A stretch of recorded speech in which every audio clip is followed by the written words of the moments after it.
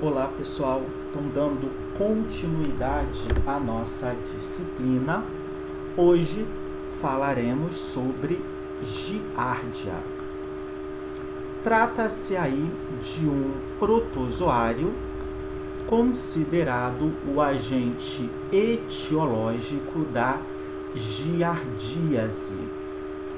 Taxonomicamente, o protozoário em questão encontra-se inserido na ordem Diplomonadida. Trata-se aí de um flagelado, tá? Cujo desenvolvimento parasitário se limitará a nível de trato intestinal do hospedeiro, especialmente as porções do duodeno e jejuno. São parasitos homoxenos de ciclo direto, apresentando a participação de apenas um único hospedeiro. Este parasito apresenta baixa especificidade para com o hospedeiro, que pode ser representado aqui pelo homem e por uma ampla variedade de mamíferos domésticos, especialmente cães e gatos domésticos. Nesse contexto, devido à proximidade estabelecida entre homem e animais domésticos, tanto o cão quanto o gato representam aí importantes reservatórios do parasito ao homem. O parasito em questão apresenta, portanto, relevância zoonótica. Em humanos, a Giardia duodenalis, Giardia intestinalis ou Giardia lamblia são utilizados como sinonímias para designar a mesma espécie de parasito.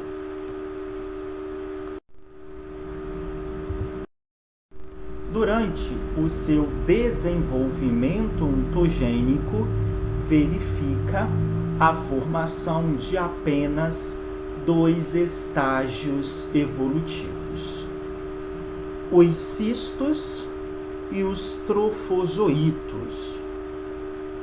Quando formados, os cistos alcançam o meio ambiente juntamente com as fezes de um hospedeiro parasitado.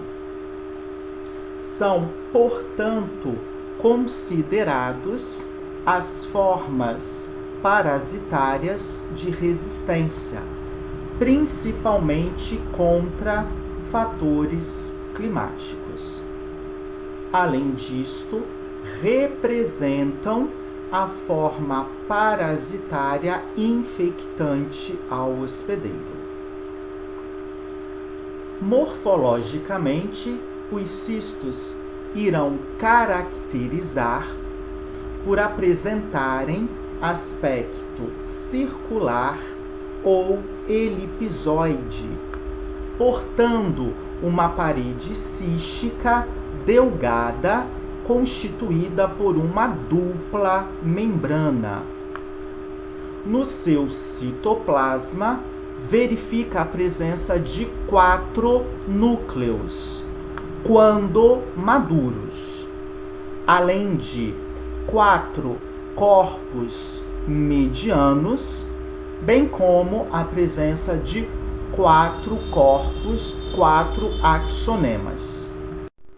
Dependendo das condições climáticas, os cistos permanecerão viáveis no meio ambiente por várias semanas. Na água, a viabilidade destas estruturas poderá alcançar meses, sendo resistentes à cloração. Então aqui nós temos, mediante uma imagem de microscopia óptica, a presença de um cisto maduro de giardia e, portanto, infectante, demonstrando no seu interior a presença de 4 núcleos.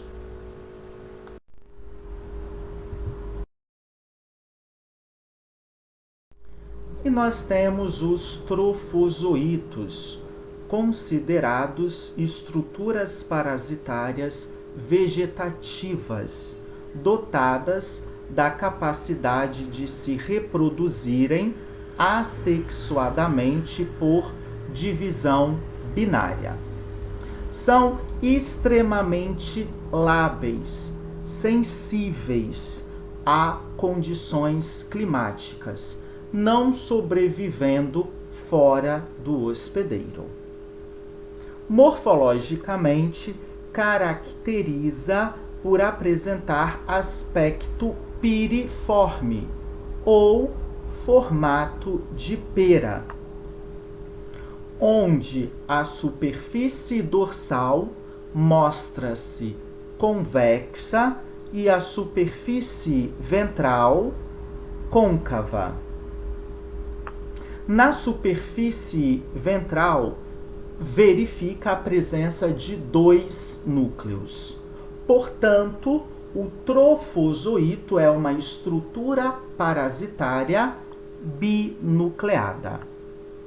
Circundando os núcleos, observa o disco adesivo ou disco suctorial.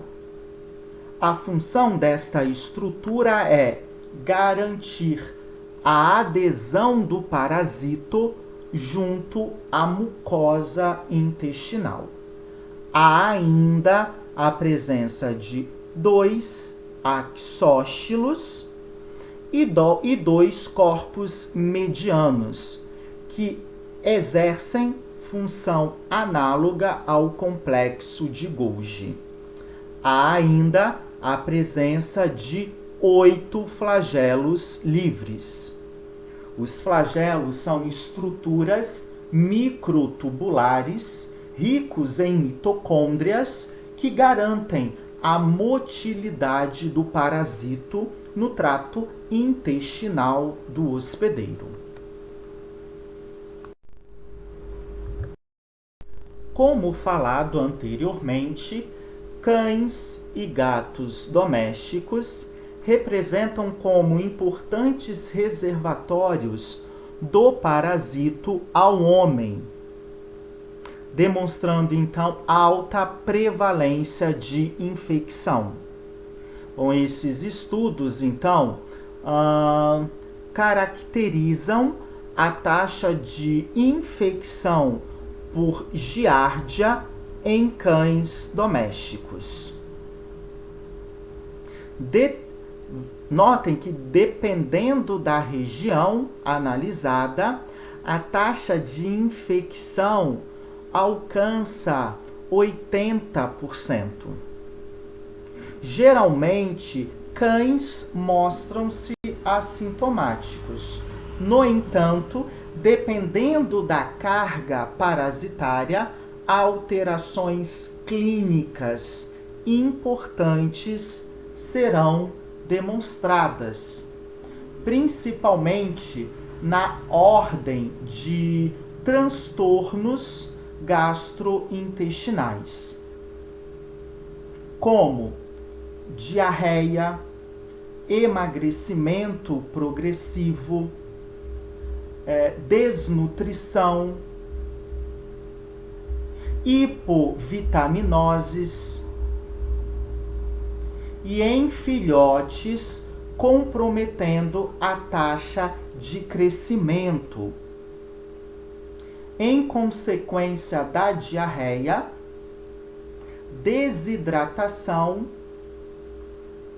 com desequilíbrio hidroeletrolítico é verificado. Há ainda a ocorrência de anemias e hipoproteinemias em consequência da enteropatia observada. E esse estudo verifica a presença de alta taxa de prevalência da infecção também em felinos.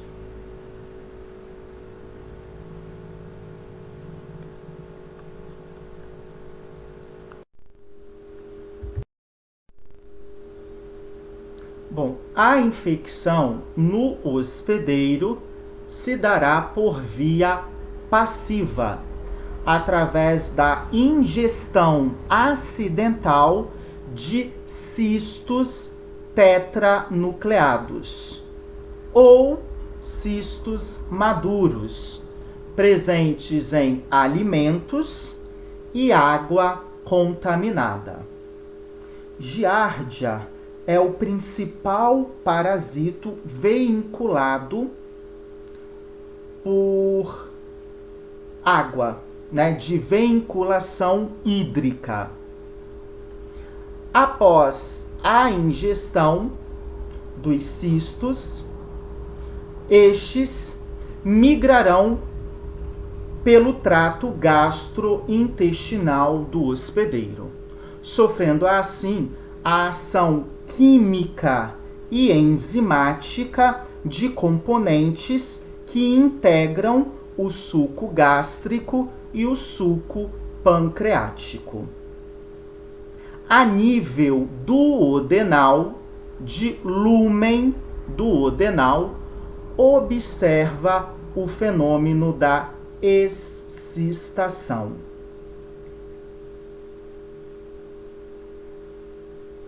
Com a excistação, os cistos ingeridos se diferenciarão em trofozoitos.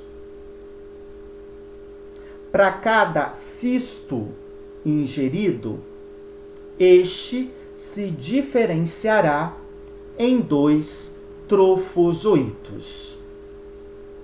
Então, proporção de 1:2. Uma vez formados, os trofozoitos demonstrarão capacidade de se reproduzirem por divisão binária, culminando aí com a formação de milhares de trofozoitos. Através do disco suctorial ou disco adesivo, o trofozoito se adere à mucosa intestinal para não ser eliminado com o peristaltismo intestinal.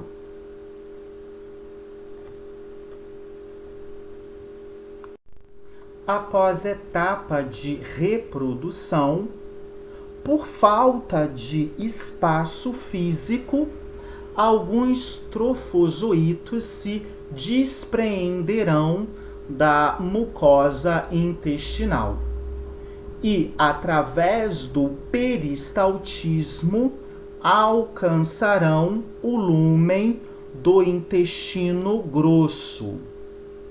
Lá, os trofozoitos irão desidratar, ou seja, perder água para o meio. Em seguida, irão diminuir o seu metabolismo basal, bem como internalizar os seus flagelos livres. Por fim, os trofozoitos passarão a segregar em torno do seu eixo um envoltório que consistirá na parede cística. Nesse momento, então, os trofozoitos diferenciam em cistos imaturos. Por quê? Porque há ainda a presença de 2 núcleos. Antes de serem eliminados para o ambiente, os cistos imaturos, binucleados, sofrerão etapa de divisão nuclear, passando agora a apresentar 4 núcleos, sendo então considerados maduros e, portanto, infectantes. Esses cistos maduros, então, através das dejeções do hospedeiro, alcançarão o meio ambiente, contaminando matrizes ambientais, como solos e água, principalmente.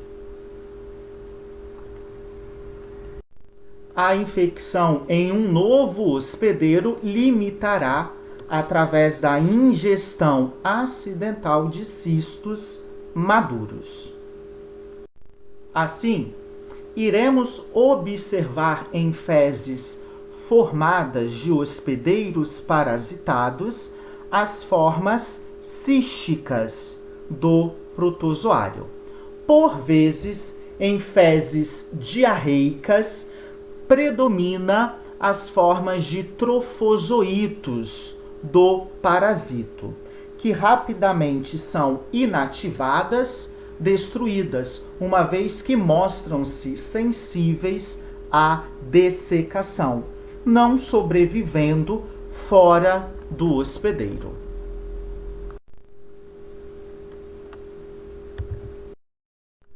Aqui, então, exemplificando as etapas de reprodução assexuada das formas de trofozoitos do parasito. Verifiquem inicialmente a divisão dos núcleos, seguido aí pela divisão do aparelho locomotor, disco adesivo e do citoplasma. Aqui uma visão lateral, demonstrando a superfície dorsal convexa e a superfície ventral côncava. É através da superfície ventral, mediante ao disco adesivo, que os trofozoitos se aderem à parede intestinal, principalmente do duodeno e jejuno, comprometendo a capacidade absortiva do intestino.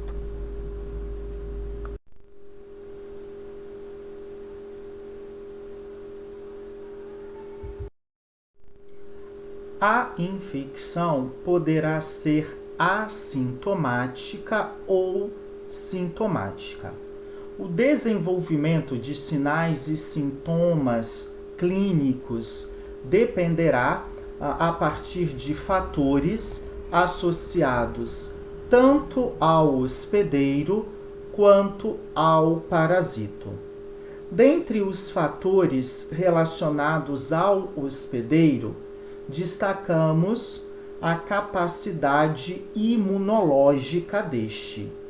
E em relação aos fatores inerentes ao parasito, destacamos a virulência da cepa relacionada à infecção, bem como o estabelecimento da carga parasitária. Em condições sintomáticas, a giardíase será caracterizada pelo desenvolvimento de diarreia mucoide com odor fétido. As fezes mostram-se esteatorreicas, com grande concentração de muco e gordura. Por vezes, estrias de sangue são observadas. Em consequência da desidratação, não da diarreia, tá? Em consequência da diarreia, intensa desidratação é verificada, além de emagrecimento e comprometimento na taxa de crescimento de filhotes. Em animais de produção, em consequência da má absorção intestinal, queda da produtividade animal é demonstrada, além de quadros de hipovitaminoses, hipoalbuminemia, além de anemia. Então, isso acaba repercutindo diretamente na produção animal. O período pré-patente da infecção é de 5 a 12 dias. Corresponde o período da infecção até a eliminação de cistos maduros em fezes feitas. Assim, devido à proximidade estabelecida entre animais e homem, cães e gatos representam como os principais reservatórios de giardia para o homem. Como consequência ao ciclo proliferativo observado pelas formas de trofozoítos do protozoário, estes acabam formando verdadeiros tapetes que revestem o epitélio intestinal, comprometendo assim a sua capacidade absortiva. Em adição, devido à capacidade dos trofozoítos em aderirem à mucosa intestinal, estes gerarão na mucosa intenso processo inflamatório, tecnicamente denominado de enterite. O processo inflamatório cursará com lesão celular. E esta lesão poderá representar uma porta de entrada para a colonização de micro-organismos oportunistas, especialmente de natureza bacteriana, intensificando ainda mais o processo inflamatório primário. Com a inflamação, verifica o fibrosamento do tecido injuriado, mediante aqui a deposição de tecido conjuntivo fibroso cicatricial, que é um tecido afuncional. Ao mesmo tempo que ocorre a reparação tecidual, verifica o atrofiamento vilosilar. Esses eventos, então, corroboram para o comprometimento da capacidade absortiva deste epitélio, favorecendo com isto a síndrome da má absorção intestinal, caracterizando clinicamente quadros de diarreia.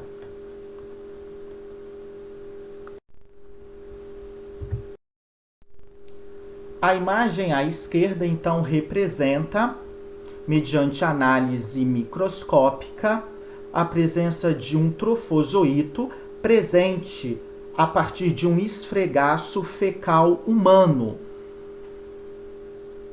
Esse esfregaço fecal foi realizado a partir de fezes líquidas ou diarreicas, uma vez que em fezes formadas, sólidas, veríamos a presença de cistos. E à direita, uma imagem histológica de um vilo intestinal, representando aqui os trofozoítos reproduzindo e aderidos à mucosa intestinal.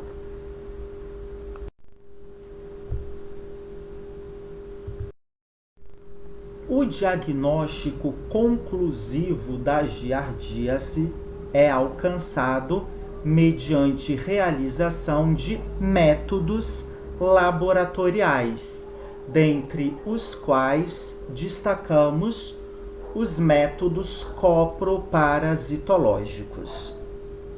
A técnica coproparasitológica preconizada para diagnóstico de giardia é a técnica de Faust.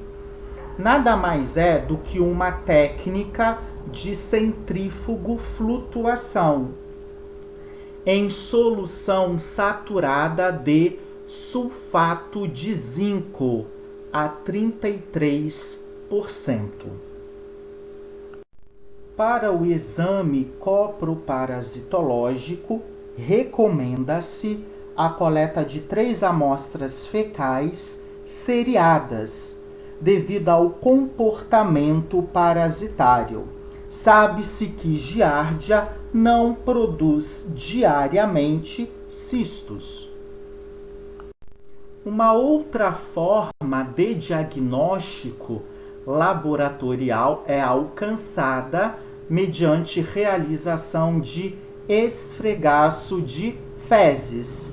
No caso aqui, fezes líquidas, diarreicas, onde em amostras positivas iremos visualizar a presença de trofozoítos e não de cistos.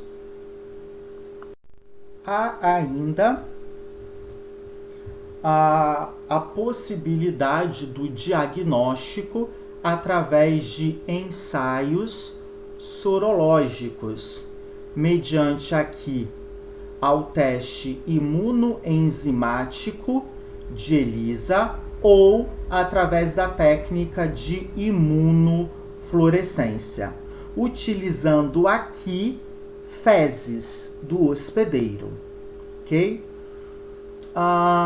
Porém, esses ensaios são muito caros e de uso em humanos apenas. Há ainda técnicas de diagnóstico molecular, fundamentadas na reação em cadeia da polimerase, onde é possível aí detectar a presença do DNA parasitário em amostras suspeitas, diferenciando as espécies e cepas de parasitos relacionadas com a infecção.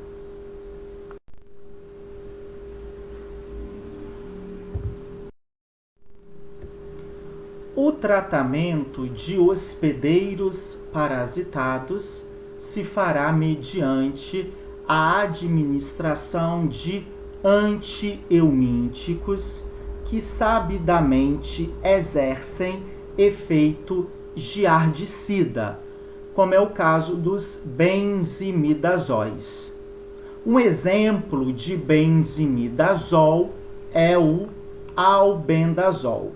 A droga em questão atua inibindo a atividade catalítica da fumarato redutase, do parasito. Mediante a inibição desta enzima pelo fármaco, não verifica a redução do fumarato a succinato, comprometendo, por conseguinte, a síntese de ATP pelo parasito. O parasito em questão morre por inanição metabólica. Estas drogas apresentam fraca toxicidade ao hospedeiro, sendo, portanto, seguras. O risco de intoxicação medicamentosa é baixa.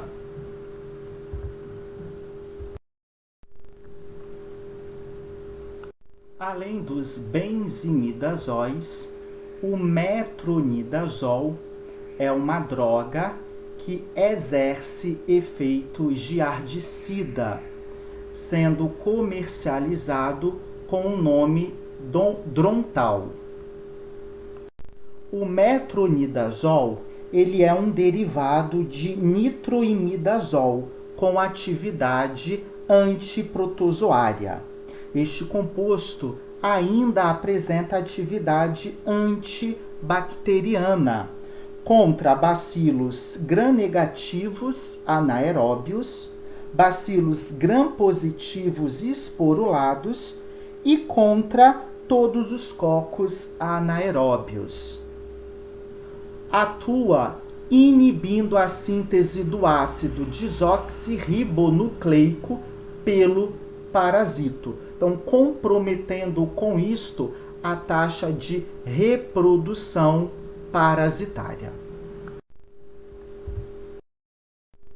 Como medidas de controle e prevenção da giardíase, destacamos realização periódica de exames coproparasitológicos de animais domésticos, a fim de diagnosticar e tratar animais infectados. Remover do ambiente as fezes dos animais tratados, a fim de diminuir a taxa de contaminação ambiental. Manter sempre adequado o status nutricional dos animais, fortalecendo com isto o sistema imunológico destes, além de manter as instalações, principalmente bebedouros e comedouros, sempre limpos e higienizados. Uma outra forma de prevenção da giardíase canina é estabelecida mediante aqui a administração de uma vacina inativada, comercializada aí com o nome Giardia Vax. Cães sadios com idade superior ou igual a 8 semanas poderão receber a vacina.